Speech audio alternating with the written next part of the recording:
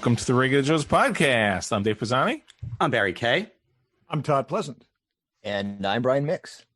Brian is back with us. We had Again. Unfinished business 2 from weeks in a last row. week. We didn't get to two things from last week. Yeah, so I we're know. carrying them over to this week That's how it goes. for a full show, yeah, basically. And happy birthday, Brian. Oh, Yes, thank you. happy birthday. was Thank you so this much. Past Sunday, I believe, right? Was it Saturday? It was Saturday. Saturday. Yeah, it was a COVID birthday party. We had a couple people over and we had a pizza party. So Oh, that's Nice. it's like I'm nice. 6 years old again. Those are the best parties. great. That's awesome. So Cool. Yeah. So today we're going to talk about For All Mankind. If you're not watching it, you should watch it.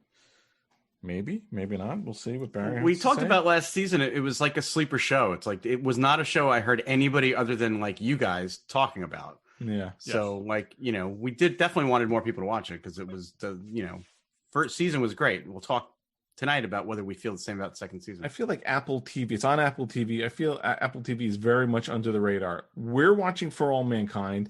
I know some people have watched the morning show.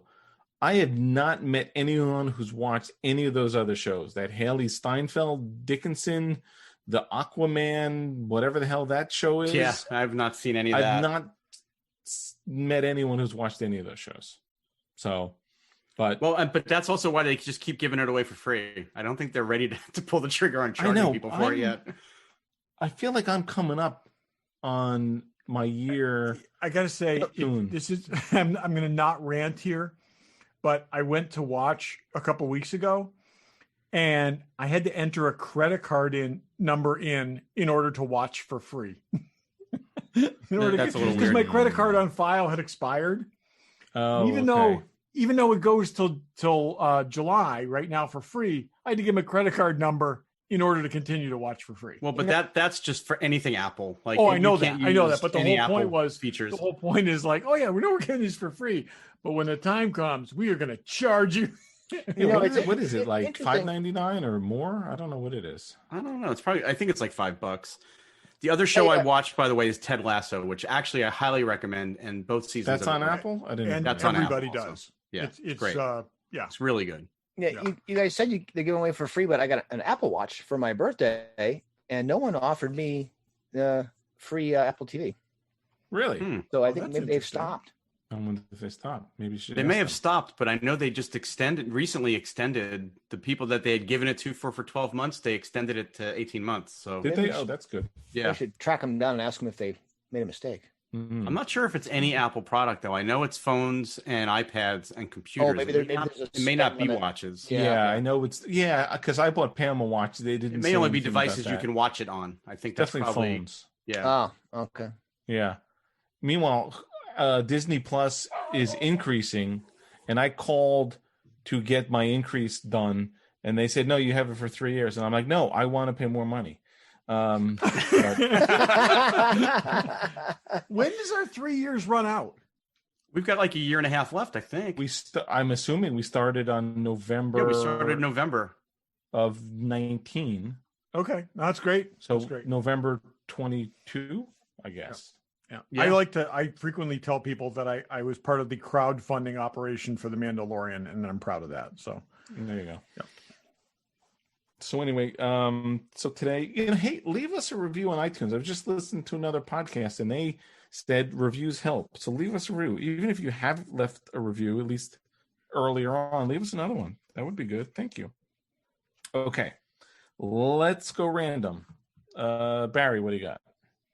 So this one affects probably nobody but Brian, but Comic-Con announced that they're doing something called Comic-Con Special Edition Thanksgiving weekend. Dave's raising his arms up in the air. No, I 'cause had that too. that was your There's random 5 also. others, though. Yeah, good, because I have this one. And the other two that I had, you'd said we weren't doing this week. So this is fine. So it's like that then. Okay. So it's like if I didn't get this one, I'd get none.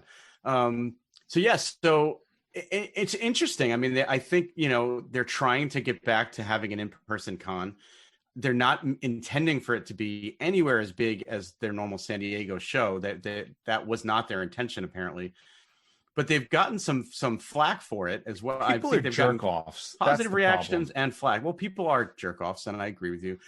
Well, bottom line is nobody's forcing anybody to go to this thing, and nobody should be, overly upset because it's Thanksgiving weekend. There was an article in the Hollywood Reporter, like a major, like people like that's a time to spend with families. Why, like you spend the whole weekend? The thing doesn't start on Thanksgiving. Okay, let's be clear. First of all, spend the weekend with your family at Comic-Con. Okay. Also, Right. let's be clear. People have had a year of spending time with their families. Right. I think there are many people willing to pay money to be somewhere else. So I So think they're there's like, some this is the merit first to time- picking that weekend because it's not a weekend that you would want to travel if you don't have to. So I think that's part of them trying to you keep want it to hold to. a small show, it's the perfect weekend to hold. That's a right, smaller because show you're on. not going to get. It's a tough weekend to travel just to see family, Yeah, let alone to travel to a It convention. is. It's not a flying convention, Right. whatever. I think it's a by design thing to try to keep it so that they don't get in it because it is the first, maybe in quote unquote, air quotes, big in-person con that's being held. They don't want 100,000 people to show up. No, So they it don't. is kind of smart to do it on that weekend. Yeah. And Creation again, you're right. convention- Thanksgiving is Thursday. So you've Yeah. got Friday, Saturday, Sunday. If you're in the area and you want to go, then, go. But I think it's just they're even saying on their website, we're not even sure we can do this. Like they can do it logistically. They're not sure if from a COVID perspective, it may get shut down. Yeah. So before it ever happens. So, good for them for trying, and I agree. give them credit for that. I think it's a great. When I was a kid, Creation Convention at the Statler Hilton, the Thanksgiving weekend every year was the happiest time of the year. I read those dates and I'm like, oh, that just brought back the memories of going to the comic book conventions in the 70s. Yep. That was always Friday. We used to go to Friday. What else are you doing? Going to freaking Target to go shopping? No. Yeah. So anyway, good for them. I don't know if you had any plans to go, Brian, but if you do, you'll have to let us know how it is. I've gone 30 years in a row. I think I'll make it. There you go. There you go. So we'll have a man on the ground. You can, Oh, yeah. hopefully not like literally on the ground. Hopefully a man standing on the Man ground, down. walking around and telling us how it was. Yep. Yep. Brian, what do you Dave. Oh, Brian. Either one. I have got really random. It's not folding paper to the moon, but it's close. So my mom called me for my birthday, and she said she found in one of my baby books, they had written down all the presents I'd gotten for my birthdays for the first 7 years of my life. got? Wow.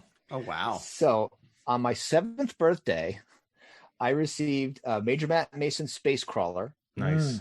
Action Boy, a Green Hornet outfit for Captain Action, a wind-up time bomb. Some of you might remember that one, and a mechanical battery-operated robot. That's cool. almost Is the that, same. wait. Is that the Basically the robot same that you as just the wind-up robot? Is that the one that you repurchased recently? It is. That's that battery-operated, that same robot. So I'm. Oh, that's How If many you of could those get those toys- gifts this birthday, you'd be thrilled. I'd be. But how many of those things do you already either still own or have repurchased? I am only Action Boy and the Time Bomb game away from owning all the things that I got. Okay, on that's my great. 7th birthday. And I bet you're going after both of them now, aren't you? Action Boy's on his way, and Nice. I have not found the Time Bomb. That might be harder to find. It was a the bomb with the red fuse on it you see on Looney Tunes. Yeah. Yeah. Sure. You wind it up and it starts Yep. ticking, and you toss it around a circle and it goes bang. That Oh, person's yeah, out of like the a game. hot potato thing. Yeah, that's funny. Yeah, boy, Oh, that would that's not great. fly today. It just really wouldn't. It just really wouldn't. No, that's great. I wish I had that. I have vague recollection of birthdays, but Yeah, and my parents weren't big on taking pictures at those kind of events, so I don't even have a lot of record of holding things up or any of that kind of stuff. Someplace I've got 8mm, and I've transferred it 8mm movies of one of my Christmases getting Major Matt Mason stuff. I've got to go dig Nice. that out. Oh, Yeah. that's awesome. that's great. How we got? So I missed this, and I don't know how I missed this, but there's a book that I really like called Masters of the Air by Donald Miller that Apple is doing a series of, and it's about a bomber crew, and Tom Hanks is producing it, Oh, and John Orloff, who wrote some of Band of Brothers, is writing. that sounds good. So That sounds really good. that sounds really exciting. So, and we For know, HBO? yeah, no, for Apple. So Oh yeah, Tom's got a thing with Apple now. Yeah. so if anyways, it's something cool to look forward to, because like I said, great You book. wouldn't happen to know if they're shooting that in Italy, would you? I do not. I know Tom Hanks is in Italy right now filming. Oh, that's interesting. It's interesting. I just saw it on a casting thing saying that a guy named Nate Mann, who's mostly known for playing Barry might remember him, the teenage version of Ray Donovan in Ray Donovan. Oh yeah. Yep. Mm-hmm. And so he's in the but again, very, very cool. Kind of like a better version of Memphis Belle, and a little less glorified kind of version of Memphis Belle. And looking forward to it. Cool. Interesting. I have two quick randoms. One is apparently Ron Livingston is going to play Barry Allen's father in the Flash movie instead of Billy Crudup, which I wonder if he's doing the morning show. Speaking of, he is actually. That is why he's not doing it, because he's filming the morning show, and I bet he probably could have figured out a way to do both. But how big of a role? It's probably. He goes back a long way with Snyder. He was the original Dr. Manhattan in Watchmen, in Snyder's Watchmen movie. So I bet he did the Justice League stuff as a favor to Zach. But that I had heard it on another podcast that they said that he said the reason he couldn't do it was because he was filming. Season 2 of the morning. We like Ron Livingston. Speaking of Band of Brothers, exactly, absolutely. Also, Sylvester Stallone is talking about doing a Rocky prequel series for stream, or pitching it for streaming, which is interesting. So Rocky before Rocky, before he was a that's professional a lot fighter. of de-aging special effects. Yeah, exactly. Yeah. So who would play Rocky? What would the point be? Isn't the Rocky prequel Rocky?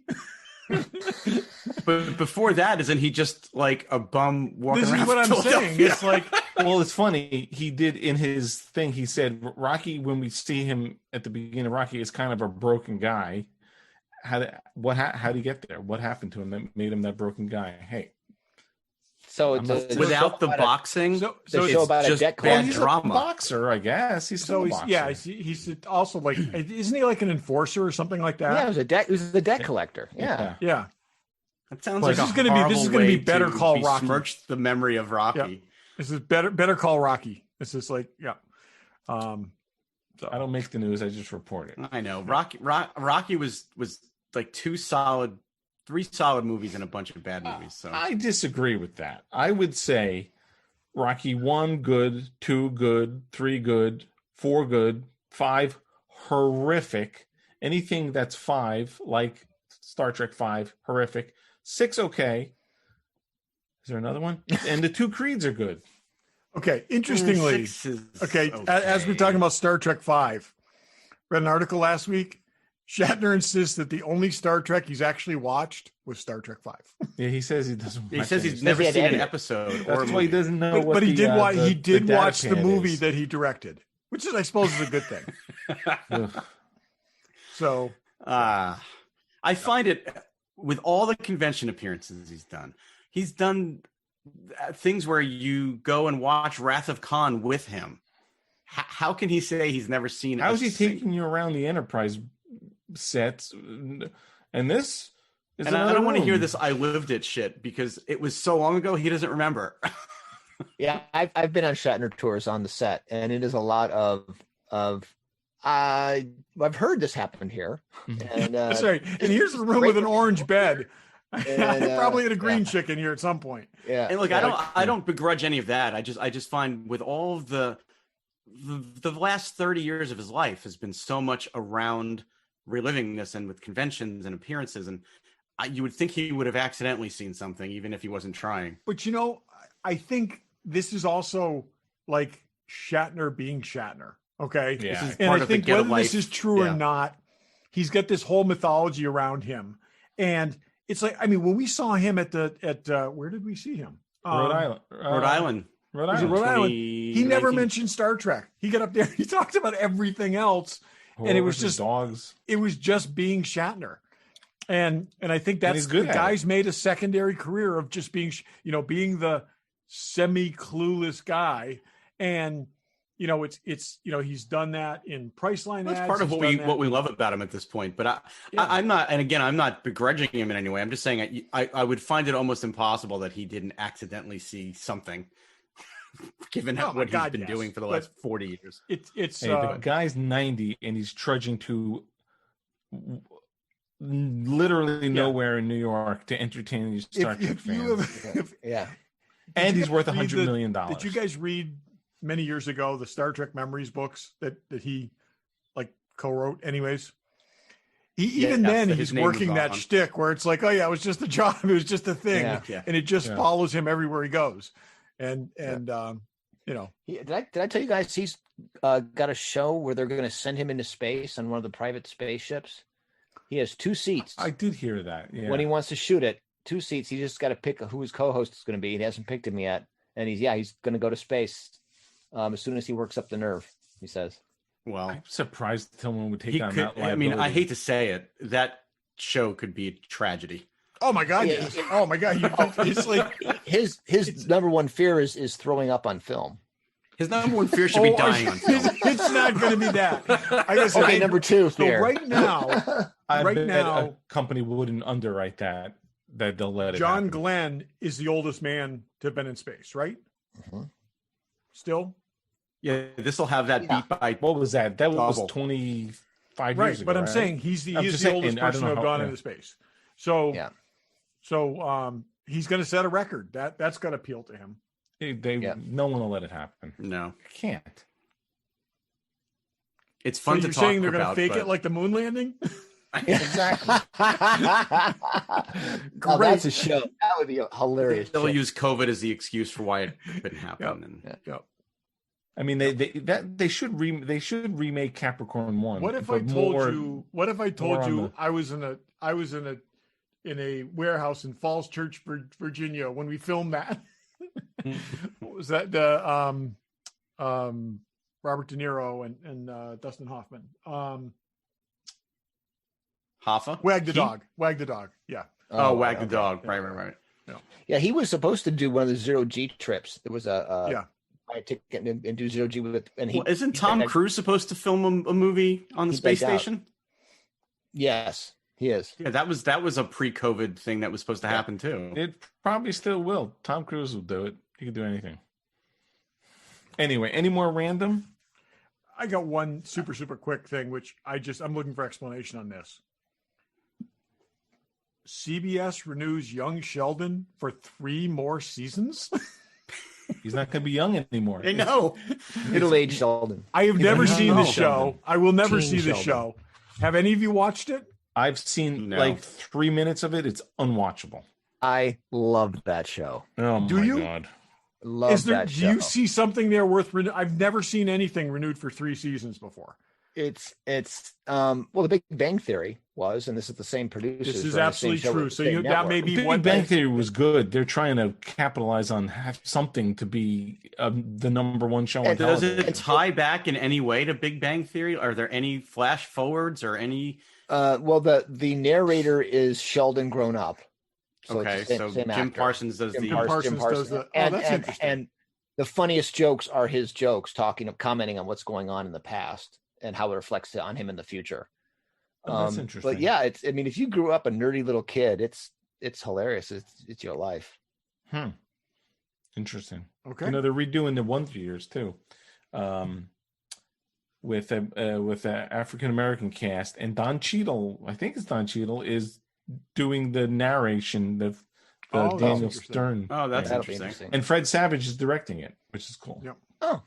Anyway, okay. You know who's cool too? Fanboy Collectibles. Check him out. If you want statues, they've got statues. There is a Godzilla statue, Godzilla Kong, coming out it's out already. It's out as you hear this. There's a giant Godzilla statue. I think we all would like the Scarlet Witch statue, 29 inches of her. There's plenty there. Check them out. That's a good looking statue. There's a 36-inch tall Iron Man statue.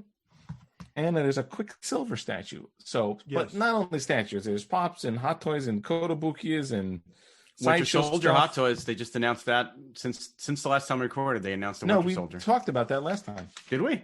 I have it on my Oh, list. okay. Since 2 times ago since we recorded, they've up for pre-order now. Yeah. That's awesome. So check all that stuff out. Todd has to say something, but I'm waiting do you till we're wanna on wait the till- ad. I'm doing it. Yeah. Okay. Is the fact that there is a Winter Soldier figure and not a Falcon figure a spoiler? I don't think so. I don't think so. I think How would unlike it be a spoiler? when 'Cause they he's did dead? Barry's What's now that? buying dead figures all the no, time. unlike when they did Scarlet Witch and Vision, they wanted to wait until the end of that series, I think, because they wanted to put her out in that costume, which we hadn't seen yet. I don't think we're going to see new costumes for either of these characters. Okay. But Barry, by that theory, we could have seen the Vision on day one. Yeah, but I don't know. Who Yeah, knows? I bet they're waiting to release Falcon in his Captain America costume. That's what I'm saying. Maybe. Yeah. But Because they didn't I hold. think- But to that theory, they you would think they would have held them and released them on the same day. This is but why maybe, I'm surprised. I'm surprised. And that is, I think there's a reveal there, and we're not going to get into that show this week, but I do think that's because there have been 2 previous Winter Soldier figures, 2 previous Falcon figures, and this is Well, a when third they for do each of them. reveal it, you know where you'll be able to pre-order it. It's That's Fanboy right. Collectibles. Exactly. Check Oh, them out. nice, nice, nice Trying to post pull us segue. back into the commercial, Todd. Nice Check 'em out post at segue. That's Their great. store in Newtown, Connecticut. I'm just going to keep going. Todd, did you mute when you blew your nose? No. No, No. I did not. Nor when you asked about it. Tell them the regular Joe sent Tell you. him the regular Joe sent you. Okay. Sorry, Troy. We'll do better next time. Yeah. Okay. For those of us who I don't know that we've pre-ordered anything, have we? But we certainly have put I'm interested in the Wan Company tricorder that we talked about. I think it's almost a year ago. Yes. They are now sending out regular Updates. So we've gotten 2 updates since. Yeah, they have not made it available for pre-order yet. They're not yet. They're developing it, and really, really they're interesting. taking us along the ride as they develop Which is it. interesting. I wish we Yeah. had had that with the other stuff, but I don't think we sort of knew that stuff was coming at the time. So Right. now we're sort of getting an inside look at how are they designing it? What are they doing? So this update was pretty long, and they went back to, so apparently, and Brian has some kind of little story about this in some way or form. So apparently there are 2 existing tricorders. Remaining, I guess the yeah. originals from First season, 2 first season tricorders. first Yeah. season that were built by, what's the guy's name? Hua Chang. Right.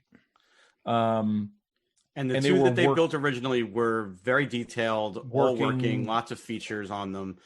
And I guess according to the article, and I maybe knew this at one point, but don't retain a lot of this stuff.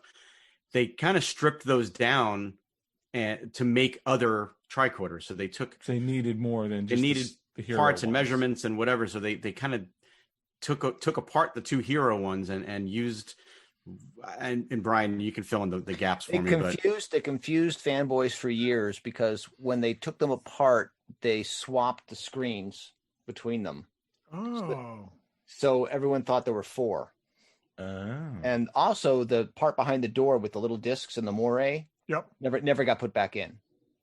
So those only that's exist what they said that in the thing. Yeah. Right. And then they made more tricorders from They sort of made them from those, so that they probably made just sort of whatever the equivalent of blow molded. Yeah. So shells, instead of the fine, nice Wachang tricorders, they made a bunch of studio made knockoffs. Yeah. Basically, of So tricorders after that. were there more phasers, original phasers, than 2? Because this is probably the most limited of the Phasers, that's exactly the same thing happened. They took them apart, molded them, made some nicer fiberglass phasers, or I should take it back. The originals were fiberglass phasers. They molded those and made some castings of phasers, and actually made some vacuum formed phasers as well. The vacuum form when they put them on their clothes because they were super light. Just It for makes back sense end. because they really just need the hero ones for close up shots and things like that. But they would have had to have made more phasers to start with, because not every character carried a tricorder, but every character carried a phaser at one point or another. Like there were times where they were on an away mission and But you didn't get that close to a lot of them. So no, but I mean, to start with, you would have thought they would have made more than 2 phasers. I would have thought they would have made more than 2. There were 2 black and white phasers, which they then repainted. And then how many they made in which season, I'd have to go back and look. I don't remember. So anyway, so they all the rest of them were the AMT little tiny ones. But they hired actors. They hired actors with very small hands. Exactly. So they flew from there. I didn't realize the Wan company was in England. Yeah, me either.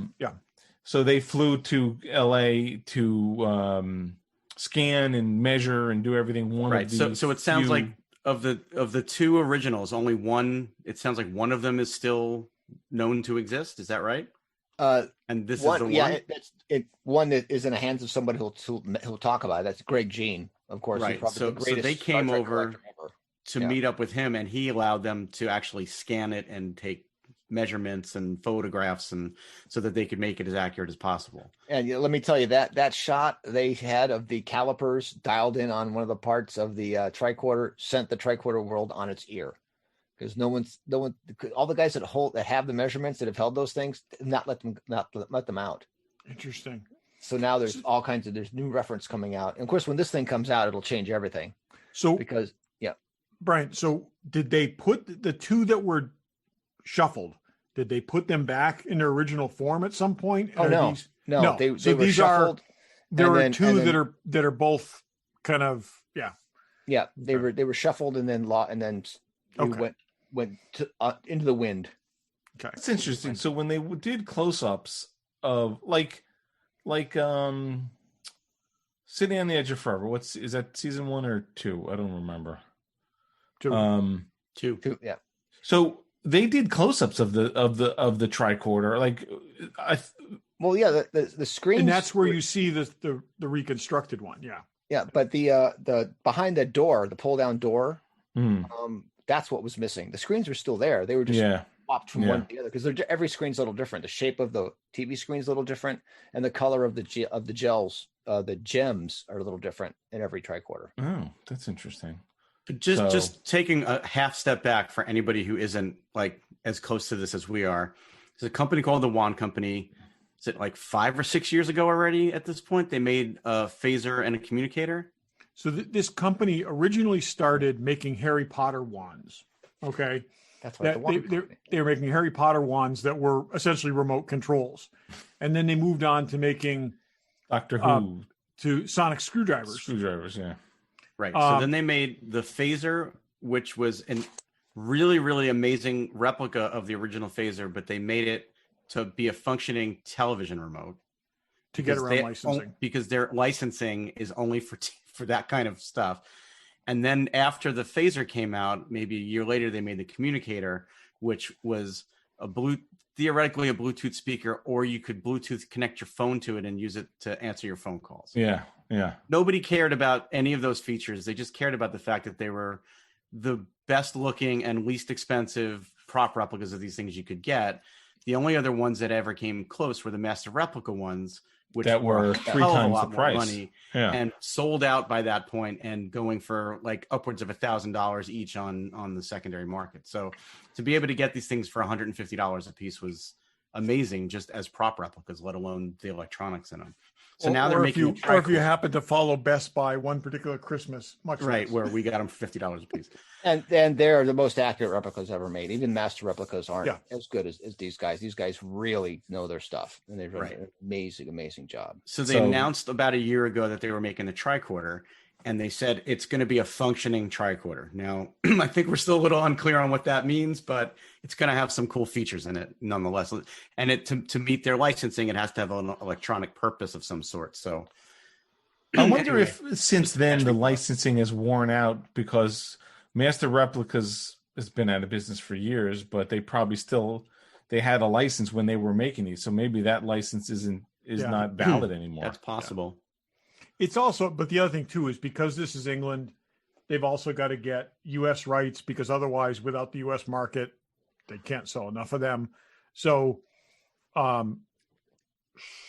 And when the Master Replicas tricorder came out, wait, what? Probably it's well over 10 years ago at this point. It was a $350 item, and it had lights and sounds, but it didn't actually do anything other than light up and make sounds.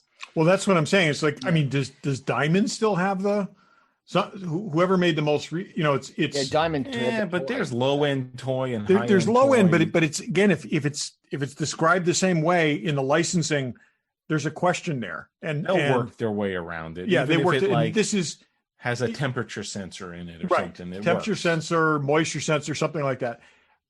So here's my big question with this is to be a year into this project, to have these two significant updates, and they still haven't given a clue on the price. What is the price? Or when it's even going to be available. Yeah. No. What is the price though? Because it's going to be available at some point. $400. $250. Dave says $250. Barry, you say $400. I'm Brian, saying $400. I think you're both too low. I think it's between $450 and $500. The other ones were $150. I know. That's what made them so great. I'm saying $399. But I think that they know, Dave, that what they made has transcended its original purpose, and now I think they're just making a prop replica now. Yeah. So I agree. And other prop replicas in this quality range and function range are at least $500, which is why I was going lower than that, but I can't see it being less than $400. But I also think, but phasers made. I think they're looking for more numbers than a lot of these things. Dave, that's the problem. Is they had trouble selling all their phasers, Absolutely. and they had trouble selling all their communicators, which means they might go for a higher priced, lower quantity item. Right. Interesting. Especially something this big. Oh, yeah, and the fact that those other things got blown out through Best Buy at $50 a piece, we assumed that they were That's done. not their problem. That's Best Buy's problem. No, it's not. Though. It is. The other thing, so my other question too is, hang on, maybe not. Before we Maybe leave not. that point, no, Best Buy bought them at a discount. At a disc, you're right. Because they were being closed out. Yeah. Because they were also available at Think Geek at not quite the same discount, but they were being clearanced out from the manufacturer. Yeah.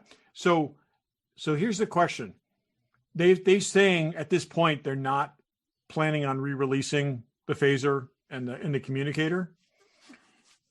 If they could get the licensing to do that, would they redo that? Would they re-release those? They're selling. That's the problem. That they were closed out, but now they're going for between $400 and $600 on eBay. I think it's going to depend on the pre-orders for the tricorder. Yeah.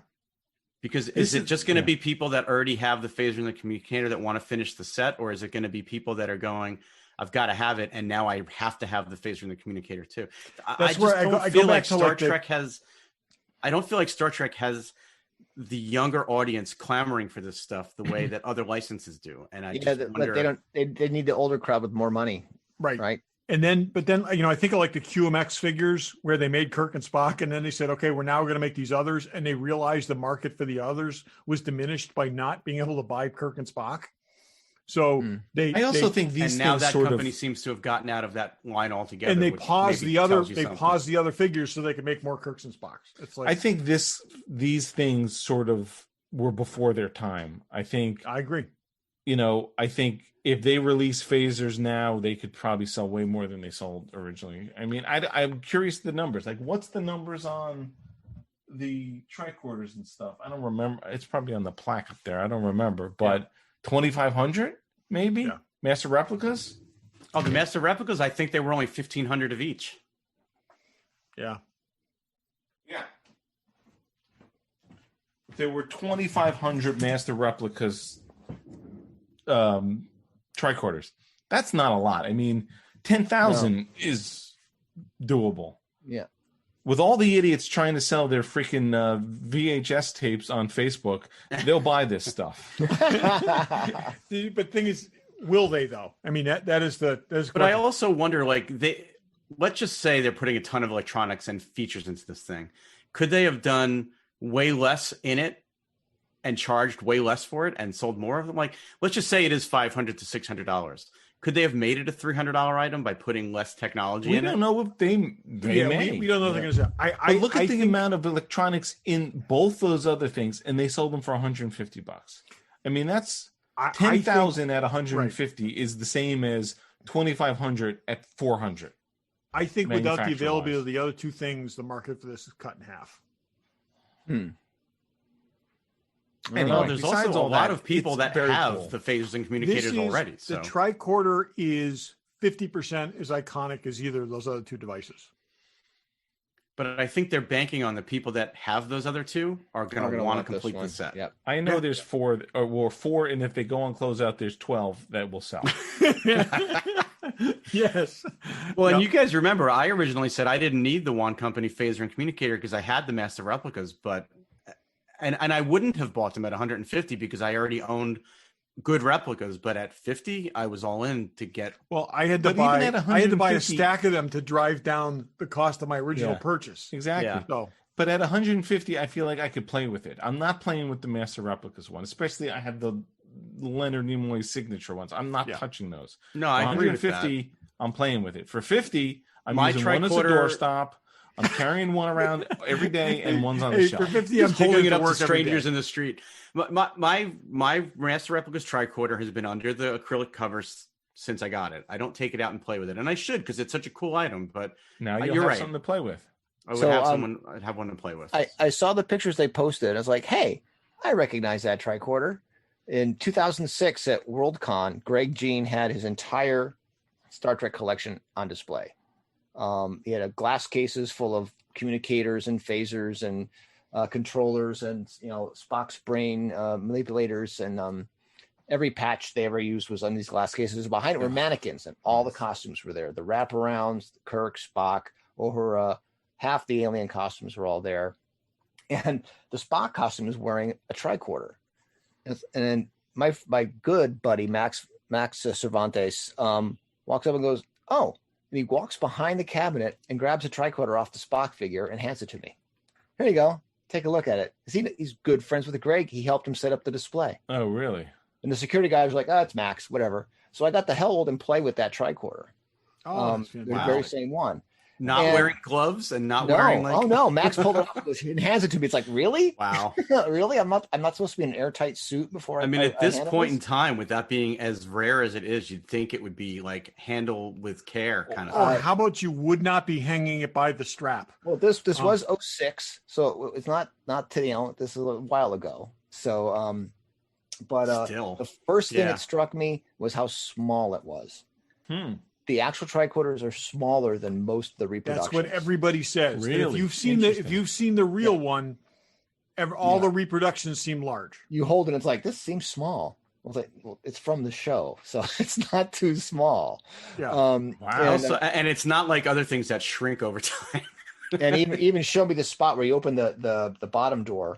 He said, don't touch it, but that's the sticky spot. If you've heard that story, that Leonard Nimoy, when he was quitting smoking, always had a Tootsie Pop in his mouth instead of a cigarette. And between takes, he'd stick it in that compartment in the tricorder. Oh wow! Really? And the stickiness was still in the God. tricorders when they got them. Really? That's crazy. That was one of the ways they would identify the original tricorders. Does he have both of the two originals, or no? No, he has one of the original tricorders. He may have had both at one time, but he's let some of the stuff go. I know that most of his stuff came in one felled swoop. The prop guy picked up one of everything, put it in a box, and his kid had it in his garage. Yeah. And some friends of mine went over and saw it and measured it and didn't even think of making the guy an offer. And Greg heard about it, went over there and made an offer. Boom, sold it. Ugh. And I'm So- sure it was a good offer, but in today's world, it's it's crazy. probably pennies. Yeah. So I'm still thinking of a sticky spot. Is there enough genetic material there Probably to clone a Tootsie Pop, but that not we a could Nimoy. that we could clone Leonard Nimoy? I'm just saying. There's a really funny cartoon of Tootsie Pop Leonard Nimoy in there somewhere. Yeah. Well, that's like crazy. the fly. It's Yeah. like the fly. You Yeah. don't know what's Tootsie Pop. You don't know what's Yeah. Leonard Nimoy. I mean, those original things have not, gone up for auction in years to where you could probably test what the markets really is for that kind of stuff. The copies from back in the day are going for thousands and thousands of dollars. Not to mention the original props. Tens The- of thousands. the I mean, production this is use hundreds copies. of thousands. No, I'm talking about there was a very famous Confederate prop maker in the Oh. 70s who was So you're saying making that, yeah, okay. The making- first round of knockoffs. he was making knockoffs so good you could not tell them from the originals because the originals were so rare nobody'd seen them. And he knew the story about the sticky spot. So there was a sticky spot inside his tricorder. He was that good. Wow. And one of his tricorders sold on Profiles and Histories for $5,000 because it was a really good copy of an original tricorder. Yeah. So do you each have sort of a limit of like, let's just say this thing comes out and it's $900. Like, is there a price limit at which point you go, I'm out? Or I don't. What's your ceiling? I don't know if I'd pay $500 for it. That's a lot. I think the over-under is $450 for me. I don't think it's going to be that high, though. I don't think it's going to be $500. I've got a lot of tricorders. I've got one that works. I know. See, Brian, the reason I first decided to stalk Brian is because I saw his tricorder video on Tested. Little did he know I actually found him. And in this case, it worked out and he became our friend. All the other people you've stalked. Yeah. I just gone the other way. Unfortunately, they're all dead in my basement. That doesn't have a restraining order. So yeah. You kind of stalked Gordon Tarpley for a while, and we're friends with him now. So that's true. Yeah. Did we? You used to talk about him. Like, we talked about because I saw him on Tested, but I literally saw that video of you on Tested. I wrote your name down and I Google searched you. I'm like, that's a guy I'd like to meet because that thing's awesome. And then like 2 years later, I had to fly across country to, and here we are. And then he shows me his card, and it's like, I listened to that show. If only the women I stalk would feel the same way. So anyway. So my ceiling is probably in that like 450 to 5. I don't think I'll buy it if it's more than 500, just because like at that, I mean, I have a really nice replica. I mean, unless it turns out that this one is so much better in ways than the Master Replicas one. I mean, I expect it to be better because it's going to do stuff, but at the end of the day, it'll end up sitting in a display case most of the time. So it's got to be better than the one I have, I'm or cheap enough. Cheap, so it's like, I'll buy two and I'll play with one. At 250, I would be thrilled. At 300, I'd be okay. But if it starts creeping up beyond that, it gets to. I think like I said, I've thought a lot about this. I think $399. I think 400 is scary to people. I think they're going to do that. You know, it's going to be like that, or 375, something like that. I think you break that 400 mark and you diminish the number of buyers by a lot. I also don't. I mean, as you guys demonstrate with the things you keep showing from Facebook Marketplace, Trek buyers are not like Star Wars buyers. No, no. They're older. They're more frugal. They live in their parents' basement still. But I also think that there's a delineation between the Star Trek fan collector, who I agree with what you just said, but then there's also just the prop replica collectors, which are I agree, but I'm saying different that market breed is then and will also be interested in this. Right, but that market again is segmented in that way. Yeah. So it's because prop collectors will spend hundreds and thousands on good replicas, where Star Trek collectors are still trying to sell the TV guides that they collected and collector plates, and the Bradbury Exchange pewter stuff that they bought. So yeah. Anyway, okay. More on this. This will probably play out over 2021 for sure. So we'll talk more about this. But I'm just glad they're sending updates, because otherwise it was something we heard about. We all signed up for more information, and then it would have gone. Honestly, it would have slipped off radar. So So it's good that they're keeping it top of mind for us. Yeah. Okay, we're going to do a little bit of a hybrid on our regular segments. We're going to go what's in the box, and not all of us are going to do what's in the box, and then we'll do something else later. Just let's go with it, people. Show you with the box. Who's in the box? Oh, what's in the box? What's in the box? Regular Joe's What's in the Box. So, Todd, what's in the box? A couple weeks ago, I talked about pre-ordering one of these. It is the geez. Okay. That was like a week ago. It was like a week ago. And I didn't pre-order mine yet. I came to understand that Walmart had a brief run of them. Tell the people what you're holding up. I'm getting there. So this is the Batman 89 Batarang. Okay. I'm holding up the box. And Walmart had a brief run of them, and that was they had a very narrow window exclusive, and then they're being widely released in June, July-ish. So if you want to go on eBay and spend about $22 to $24, you can get one right now. If you want to wait till June, July, you can get one for about $17, $18. So, and where do you get that from? Walmart? Yeah, I got this from somebody that bought it at Walmart, apparently. Okay. It's cool. It's it's very lightweight. It is plastic, but it's hinged. It's got one of the things I like in it. It's got a magnet in it, so it will stick to something magnetically. There's nothing here I can stick it to. There we go. Just keep hitting the mic. That's not a problem. Yeah, it just keeps smacking that mic. But anyways, it will stick to something that's. It comes with this stand, which looked better in the pictures. This is really blow molded. Okay. Oh. Oh wow. But it's also black, so it's useless. You really can't see the thing anyways. So instead, I'm just going to stick it to a metal case full of Batmobiles.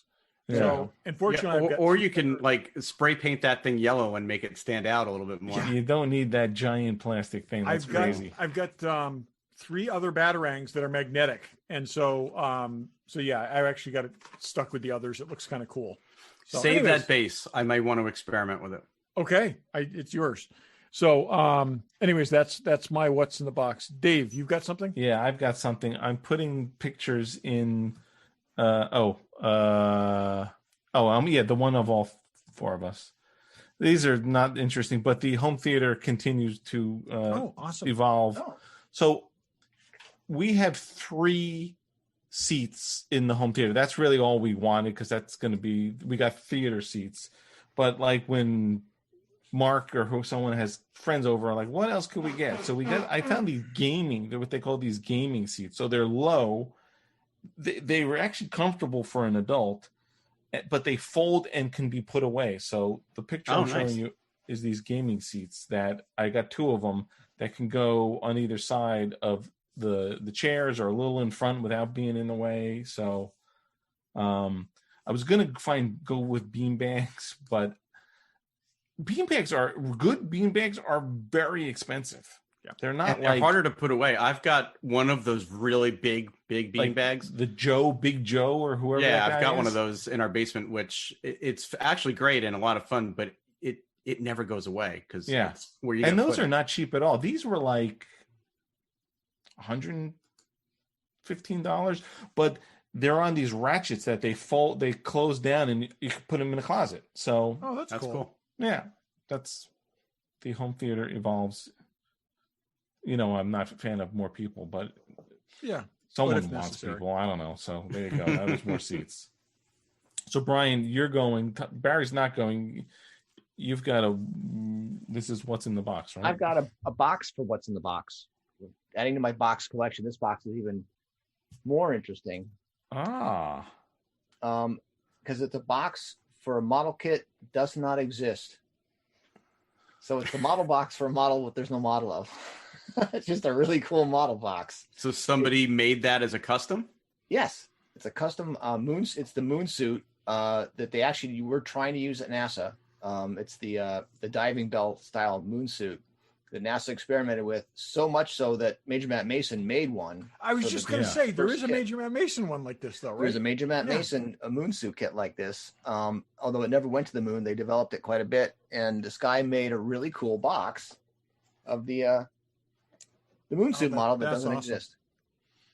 It's interesting. Cool. There's a number of toys that are things that were NASA concepts, like the propellant gun from the G.I. Joe figure that that just don't really exist, but they were tested and they were in publicity photos and stuff like that, and then they produced them, but they never made it into space. Interesting. That's what's in the box, which moon suit leads us into For All Mankind season 2 that is now airing on Apple TV. 6 episodes, maybe? I don't know. By the time this comes out, there'll be 7. Yeah. Right. Of only 10. Yes. Yeah. Of only 10, unfortunately. Well, Barry doesn't like it, so I didn't say I didn't like it. That doesn't mean I don't have my issues with it. It is a little family drama laden than last season was. That right, and that's what I would say is what I liked so much about it last season was there were the dramatic interactions and the challenges between characters, but the majority of time was spent on the moon, on a moon base, getting to the moon, having issues with spaceships. There was some amazing stuff. And, you expect there's of course got to be something that propels that story along. And a lot of it is drama, but it feels like there's a lot more family drama grounded on Earth, challenges between characters. I mean, entire episodes, it felt like, around, parents talking to their adopted daughters and it's not bad. It's not bad drama. Not bad. It As is a little TV much. melodrama goes, it's pretty good, but it's just like, I do back to the think there moon, was please. The thing is, they're following through on everything that was set up last season. And there was actually a whole lot of this last season too. It was just, you were introduced to each one of these things and now they're playing out. The woman, the closeted gay woman, the guy who was cheating on and ultimately lost his wife who surpassed him at NASA. All these things that are stories, the Baldwins losing their child and never quite getting back on the rails after that. And now dealing with the consequences. All these things are happening as a result of things that happened last season, and they need that room to play out. There is a lot of it.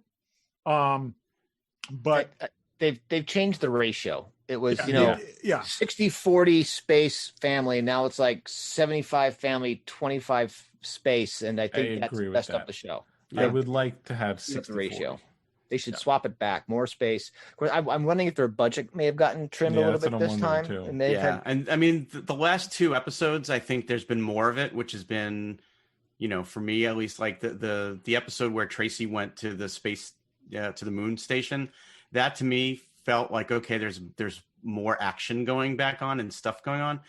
And then even though they weren't on the moon in the last episode that we just watched, at least the stuff with the Russians was getting interesting. It is. Yeah. I think we're going to see the ratio shift a little bit in the next remaining 4 episodes because they built a lot of things up, and I think they had to resolve some of these things, but they've just to get somewhere with the plots that they've got set up, there's got to be quite a bit. And maybe many of these limited series, they're very slow burns in the beginning, and they spend all their money in the last 2 episodes. That's what I was going to say. They probably are saving money for the last couple episodes. We're 6 episodes in. We still haven't seen that line of guys in the moon with M16s. So we saw the target practice. We saw the target practice, which I got to say was absolutely. That scene was brilliant. The woman convincing the guy that the missed round was going to travel 7,000 miles around the circumference of the moon and come back and hit him, and actually successfully planting that seed of doubt in that guy's head was great. I think you're right, because we have the Marines on the moon. We have Gordo. Spoilers, if you're not watching it, this is more for us than it is for you. Sorry. Gordo and Tracy on the moon. Pathfinder with Baldwin. And Apollo Soyuz, or Soyuz Apollo, depending on who you're talking to. All coming to a culmination. So I do agree with the fact that hopefully they'll spend the failure of Apollo Soyuz, in which they have to send that young woman engineer into space to save them. Now it's marooned as well, huh? Yeah, now it's marooned as well. But I got to say, the times when we're seeing 8 to 10 fully suited up astronauts on the moon is just awesome. It's just like, oh my God. It's great. Yeah. It's great. Just like, where's the Hot Toys figures of those guys, by the way? And because 12 people watch the show and 4 of them are here. Okay. I would love an astronaut with an M16. Who was it? Blue Box made an Apollo astronaut, and then they made a Buzz Aldrin figure. Dragon made Apollo astronauts as well. Who? Dragon Models made them. Oh, Dragon. I'm thinking. I think it was Dragon. Yeah, it was Dragon. Okay, I've got them both. They monkey quite a bit with these suits, though. The backpacks are bigger. Oh, they're completely different suits now. Yeah, and the gloves. I actually. When I was working on the rifle, tracked down one of the guys that was working on the show, and he said the gloves are Gemini gloves. If you notice, they're really small. They're not the big. That makes more sense. If you advanced gloves should be smaller. Yeah, right. Yeah. Interesting. But Yeah, the moon, the stuff is cool. I just hope we're gonna get a payoff to see more of it. The thing that a couple things that I thought were a little weird. I mean, they want us to believe that the Russians have had a listening device in that moon base for 10 years. And that guy got the crap kicked out of him. I don't know when he had the time and the privacy to go up and hide something in the ceiling. They left that moon base completely abandoned. Yeah, for some amount of time. Yes, when they all left eventually. I've also been wondering. I misunderstood that. Then I thought they were saying that guy somehow. Oh no, they were leading you down the road of believing that. I think it's not. I think it's someone in the U.S. that's spying on them. Oh, even better. I think it's the military or something like that that's got, or the, whatever. I think it's. So you think they don't even really need to have all this gearing up for the Russians? Yeah. I think we're going to find out that it was, I think we're ultimately going to find out that the U.S. was spying on the U.S. Oh. Yeah. So my next question. And I think the way we're going to find out is I think more people know about how her arm was broken than we think. No. Two things on that might be echoes of history that Ron Moore is doing, is that there was the thing, they called it the thing. There was a listening device in the American consulate in Russia for a decade behind a painting that had no wires and no batteries, and they had no idea how it worked, but it was a listening device that transmitted outside of the building. Wow. So that really, and the number one spy in the CIA for the Russians was like the number 2 guy, the best friend of the head of the CIA. So you don't know, it might be a similar thing. Yeah. So my next question was, in I think it was season 5, they referenced, when Tracy got to the station, they referenced the ant infestation. Episode 5. They referenced the ants infestation. Yeah. And I'm wondering, are we now potentially supposed to believe that what Gordo freaked out about the ants back in, the first season, could they have actually been there? Oh, I think they were there. I think it was being exaggerated. Nobody believed him. Oh. I mean, that was he even thought himself, but they thought he was going crazy because he kept saying that he was seeing ants. Now there are actually ants on the station. Right. Wait till he gets back and sees the ants again. Then that's what I mean. When he gets up there again and there are ants there, he's going to lose his mind. But I don't know. I thought that episode was maybe my favorite so far this season, because there were moments where, like, when Tracy went into that little room to smoke, I was like, is she going to blow this place up? I actually felt tension, like something bad is going to happen, and it didn't. And I saw the whole thing coming when she had blocked that air vent. I'm like, oh my God, yes. Yeah. Nothing up there is made to be blocked like that. You're not on an airplane. No. But I actually felt there were some moments in that episode where you didn't know something could go sideways. And I was actually a little disappointed that it didn't, but. Right. Yeah. I get nervous anytime someone walks into an airlock without a spacesuit on. Yes. Yeah. And to smoke a cigarette and blow it out through like a vacuum, whatever. It was just, felt like an awfully risky move for somebody. She was making bad choices all the way around. Yeah. And again, does that lead to her making good choices when Gordo gets there? It's questionable whether it's a good choice or not, but I do like his arc somewhat.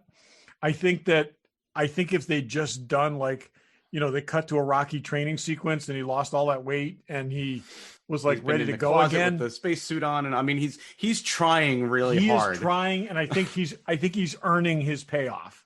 And I think he's real nervous about what happens when he goes back up there. So yeah. But no, I think it's. I like it. I don't mind I think if they have a shot of getting Emmy nominations, it's not going to be for the guys in the moon with the M16s. It's going to be Baldwin talking to his wife about losing the kid. Yeah. Okay. And they need to do some of that stuff. They need to work that in there. Otherwise, they're not going to get the Ted Lasso kind of stuff. Which I just agree with the balance. We need more. I mean, I agree, but I also think it's probably. I bet the payoff is going to be weighted very much more towards what we want to see. Because there's a lot coming. I mean, the freaking shuttle, like we said, all those. There's like three basic. Well, you've got the moon, the nuclear shuttle, right? They've got that shuttle. Not a great idea. Soyuz, the Soyuz, and you've got them taking back the mining operation. Yeah, and the love story on the moon. Yeah. All potential. Let me ask you this: I wrote this down last week. Is Gordo's son going to bang Mrs. Baldwin? I thought he was when they were in the bar for sure. As soon as he brought up the kid, you knew it wasn't going to happen. Yeah, but up until that moment, I think they wanted the. She's right to cheat on him. That way, just a little bit. But I think as soon as he brought up the dead son, who was his best friend, I think it was pretty clear. That made it even hotter. He blew it. He blew it there. Yeah, he's got to wait till she gets the other side of one of those joints. But yeah, it's that's kind of my problem. I think is that with all of this drama, like I keep feeling like something's going to happen and it doesn't happen. Like all this stuff with Tracy, I thought something was going to happen, and it didn't happen. That I felt like they were taking you there and it didn't happen. And I don't want to be teased all the time either. I want there to be payoffs for some of this stuff. And they could pay that off next season when he comes back from whatever training he's going to, right? They could. Yeah. When her husband's on the moon this time. I don't want to see that. I'm sorry. Also, you got after the boys season 2, this woman's been through enough. Okay. Okay. I kind of feel like I'm starting to think of her like Terry Garr in the 70s. Okay. But like every role she had, she was this wife who just was like married to some crazy She was person. this young girl on The Flash, and now she's the mother who's got just disastrous situations she's dealing with. Yeah. Yes. So what's up with that? The girl's probably 35 too. Yeah. So yeah, she was. What was her name on The Flash? Something Spivak. Patty Spivak. Something. Patty Spivak. Patty Spivak. Yeah. And she was like 25. That's the pattern for actresses in Hollywood: teen hottie, mom, unemployed. But it's only been in the past 3 years. Sadly, it is. So she went from Patty Spivak to you're a mom with a dead son. Yeah, and she's 33 in real life, killing people. 30, that's crazy. 33, 34. Yep.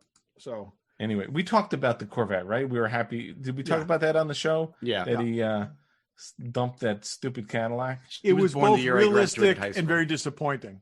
But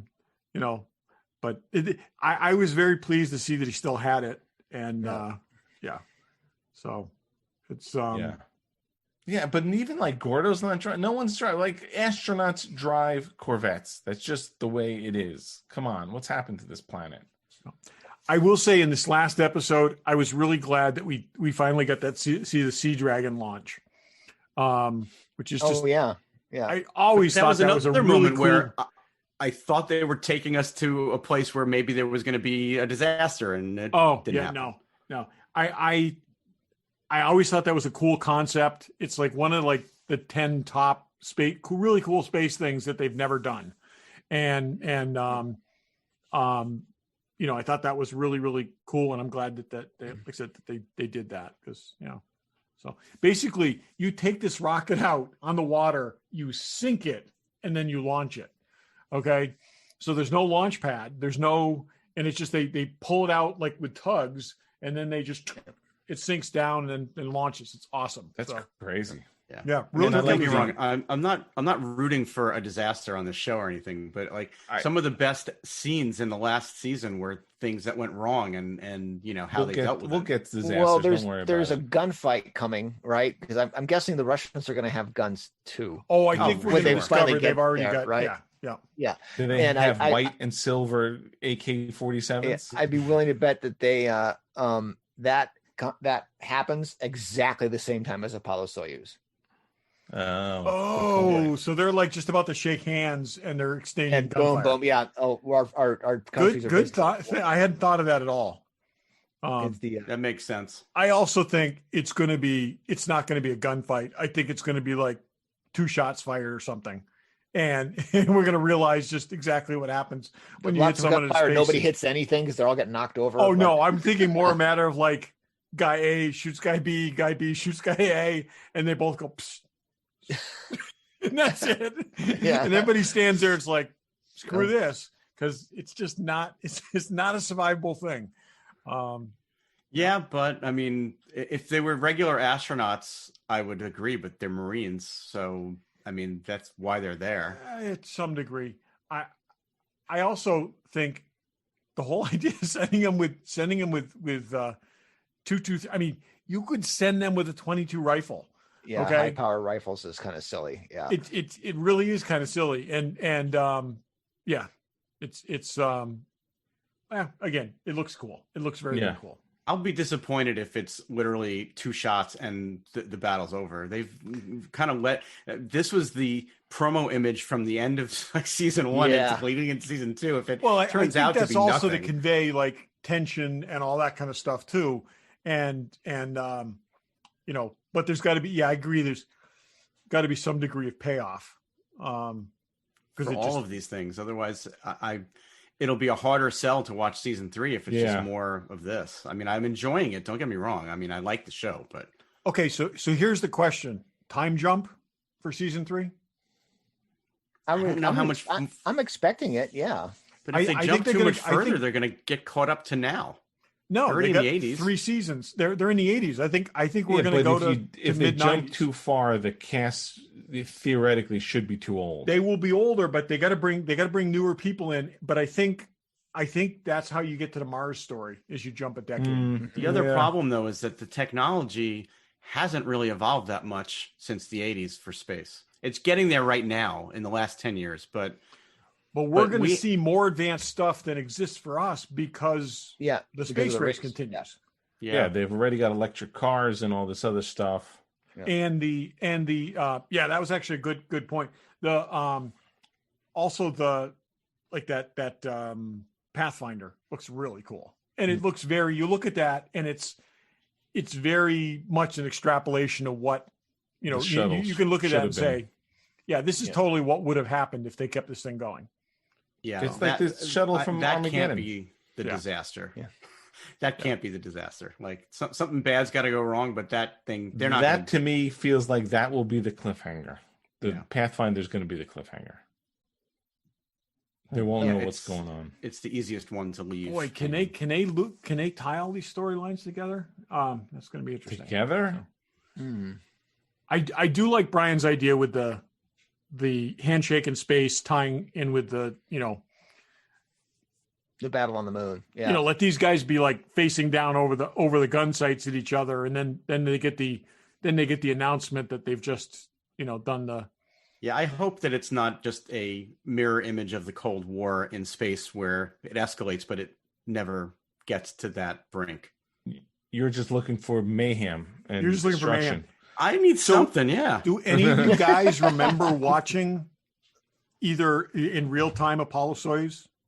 Because I can remember standing out in the yard and watching the 2 lights in the sky coming together. No kidding. Wow. Yeah. I don't remember that. I remember watching it on television. The East Coast was in exactly the right position when that happened. And we could see we could actually see the 2 lights in the sky. What year was it? Yep. 76 something, like around there. So interesting. It was northern New England and Canada got to see it. You and Sean. Yep. So it's and everybody else is watching on TV. My wife Kathy worked at the Smithsonian and at the Air and Space Museum, and one of her friends had been there when they reconditioned and set up the Apollo Soyuz capsule at the Air and Space Museum. And he said the technology in the Soyuz capsule was shocking. Yeah. How primitive it was. Yeah. And they're still using it. Yeah. Light bulbs to light things up and ceramic sockets. And it was scary how primitive that capsule was. Yeah. That's amazing. That's crazy. Not surprising though. No. Okay. If you haven't watched it, go back. Go get Apple Plus or whatever the hell they call it. Watch the first season. So far, first season better than second season. I think maybe hopefully we'll get some payoff. Maybe everyone will get maimed or killed, so Barry can feel like Barry can be he's happy. got what he's looking for. I don't need anybody to. Well, I don't. I need somebody to die, I guess. But I don't need main characters to die left and right. I just want there to be something. Okay, I'm with you. So Brian wants a Hot Toys figure of the astronaut with the M16. Yeah, I want that. I want the little spaceship. I want the Lem Plus. The Lem space Plus truck that space that truck, is just. I think that is just awesome. with the guy standing on the outside. That was a cool shot with them standing on the outside. Would you do a training? Would you do?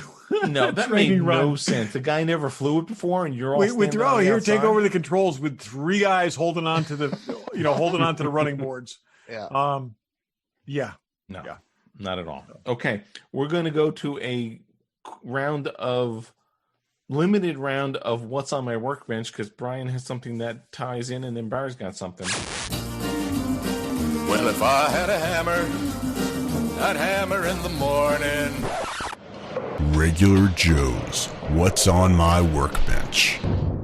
Brian, what's on your workbench? I've been working on this for a while. One of the M16s from Time. Well, I mean, that is so awesome. And it was quite a bit of effort actually to put this together. You think you'd buy an airsoft and you'd be done, but the white parts of this gun are actually M16 parts or AR-15 parts you can buy on the internet for like $45. It's really ridiculous how cheap these plastic parts were, and they're mostly interchangeable. The problem is it's a long barrel AR-15 with a short stock. Yes. Okay. That way, they make them. Short stock comes with a short barrel, and long barrel comes with a long stock. So I had to change out this part here I had to 3D print.